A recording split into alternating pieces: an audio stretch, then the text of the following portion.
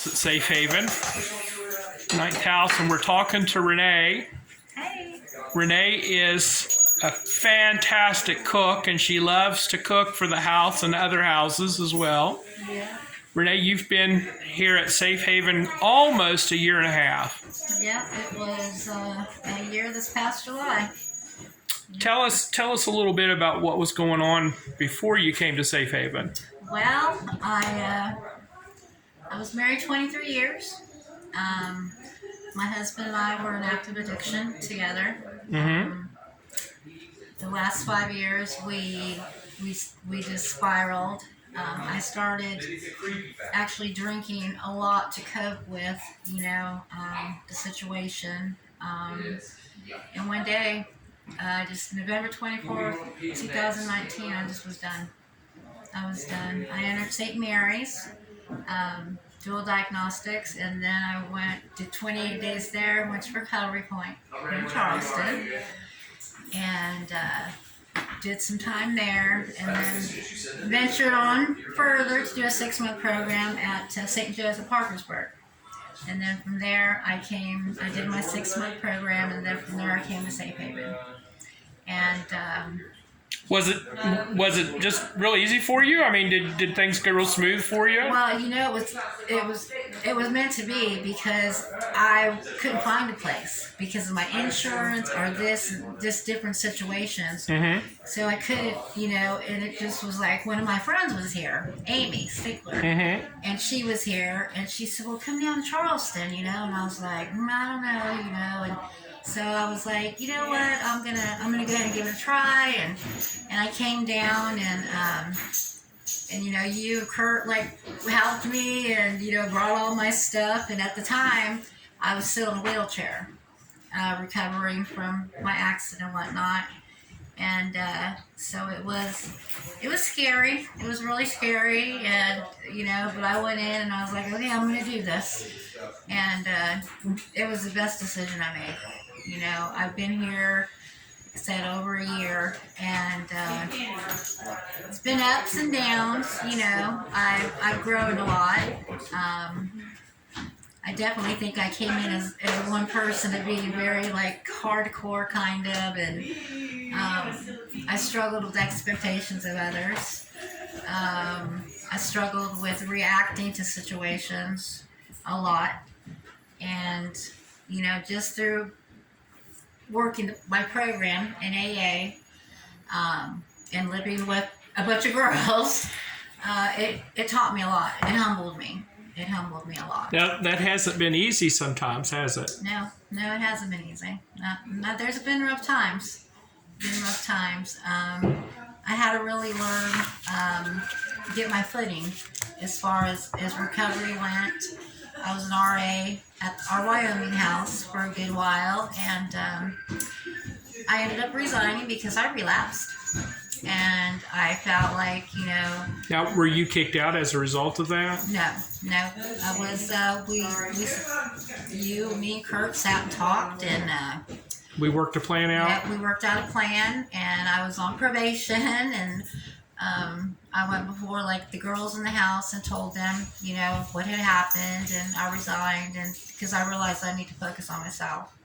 I was too busy momming the girls and Taking care of other people's problems. right, exactly. And that's, I think, as addicts, it's so easy to shift. It is. To focus on other people, but then we don't have to deal on ourselves. So that was another lesson I learned through recovery. But there was no, you guys didn't damn me or, judging me or just, I remember you saying, don't beat yourself up. Get up, dust yourself up, and we'll get through it. And it wasn't you get through it, it wasn't we'll get through it. And, I'm from California, so I don't have a lot of family. Well, I have no family here. So it's been a real, a family unit, and like you said, there's been ups and downs, but I've learned a lot. It's humbled me. Recovery has humbled me so much. I've met a lot of really good girls through this program. I've seen a lot come and go, and I try and tell them, you're not bad moms, you're sick moms. and really to hear a lot of their stories they've been through, and to see the girls here reunited with their kids. Like that's what it gets me because It's really touching, isn't it? yeah, when they get their visitation. You know, starts out through their however it goes, and when they can finally get the kids overnight, and they come here, and I bake with them. They run around and they're home. And they've got like extended mommies because they love us all. So it's really nice to see that. It's nice to see the girls have working so hard and the result.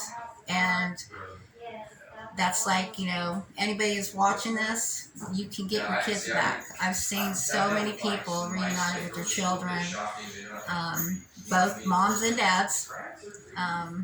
A lot have been at the bottom, and people would never have faith in them. And I've watched them climb that ladder, and they got their babies back, and they're whole again.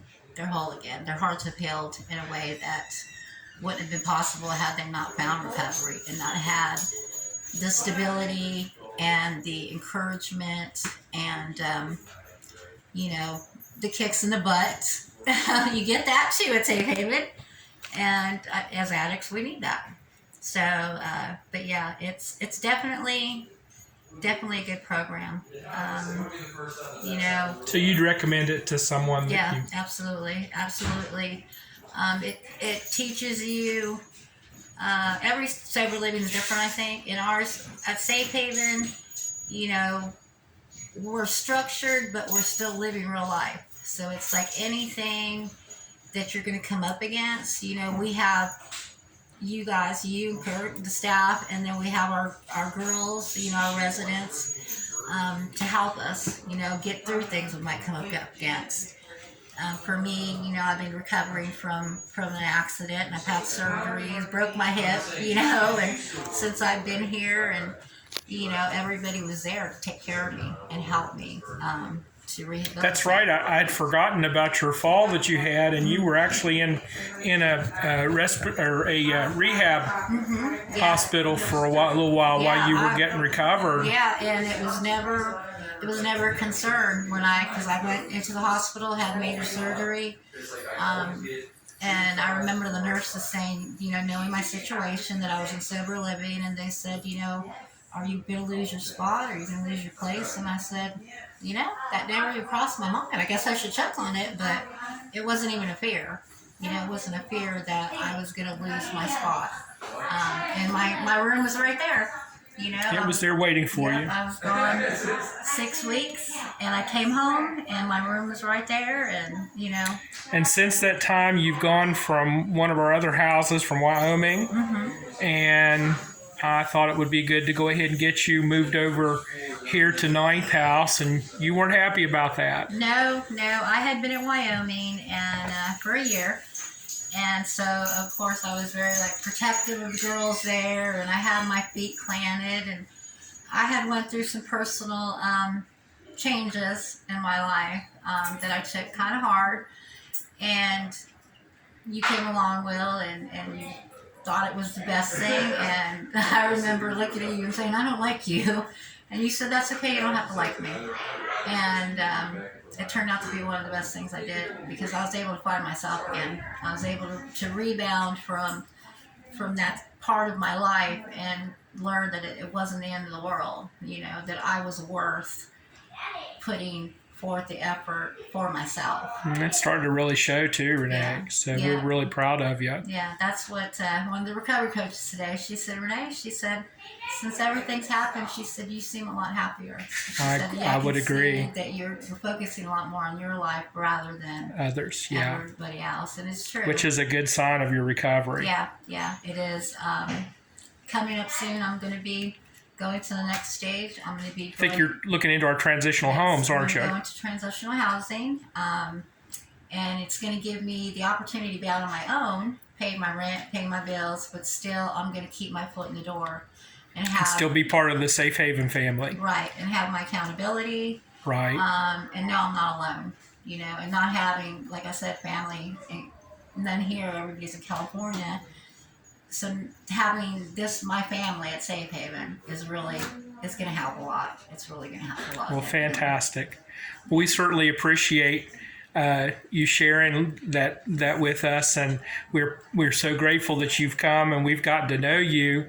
And if you don't share some of that soup with us, Right. you're going to be in trouble. No, I'm sending have to some stand here as smelling that wonderful soup. I'm sending so well because you see, I don't know how to make a little of anything. And my girls here, like, they'll eat leftovers a couple of days, but unless it's cake or cookies or bread, then they're like, So some of this is going to Branch House, and That's the men's house, the one men's of them. house, the Branch House, and probably when the Central House and other houses see it, they're going to be like, They're on going the to phone want some saying, too. Where's ours? But yeah, this Okay. is my kitchen. I always say it's my kitchen, and Well, I'd say you've marked it pretty well. yeah, yep, Very, very homey. yep. Just to give some look around here. So that's great. Well, Renee, thank you so much. Thank you. And we look forward to even better things coming for you. Yeah, when I go into my new house, then I'll do another tutorial and show you around my house. That'll be great. Yeah. We'll see you then. Thank All you. right, thank you. Bye-bye. Bye bye.